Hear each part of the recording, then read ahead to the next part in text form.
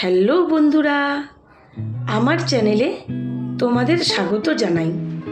আশা করি তোমরা প্রত্যেকেই খুব ভালো আছো। আজকে আমি তোমাদের সঙ্গে শেয়ার করব খুবই সুস্বাদু ক্ষীর রেসিপি। তার জন্য আমি কড়াইতে 1/2 লিটারেরও বেশি পরিমাণে দুধ গরম বসিয়ে দিয়েছি। দুধ গরম হয়ে এলেই এর মধ্যে আমি 3 থেকে 4টে এলাচ ফাটিয়ে দিয়ে দিলাম। এখন আমি দুধ কিছুক্ষণ জাল করে নেব। তারপর আমি এখানে আগে থেকেই কুড়িয়ে রাখা নারকেল অ্যাড করে দিচ্ছি। আমি এখানে একটা নারকেল কুড়িয়ে নিয়েছি। দুধ কিছুক্ষণ জাল করে নেব। এখন আমি এখানে আগে থেকেই আমি বাটা গুড় কুচিয়ে রেখেছিলাম, সেটাই স্বাদ মতো অ্যাড করে দিলাম।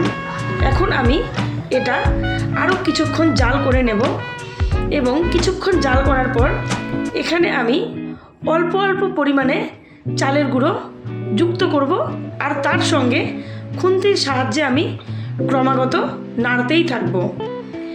আমরা যদি খুন্তির সাহায্যে এটা না নাড়ি তাহলে চালের গুঁড়ো জমাট বেঁধে যাবে। ঠিক এই পদ্ধতিতে আমরা চালের গুঁড়ো এখানে অল্প অল্প করে যুক্ত করব এবং তারপর আমি ক্রমাগত খুন্তির সাহায্যে এটা নাড়তেই থাকব।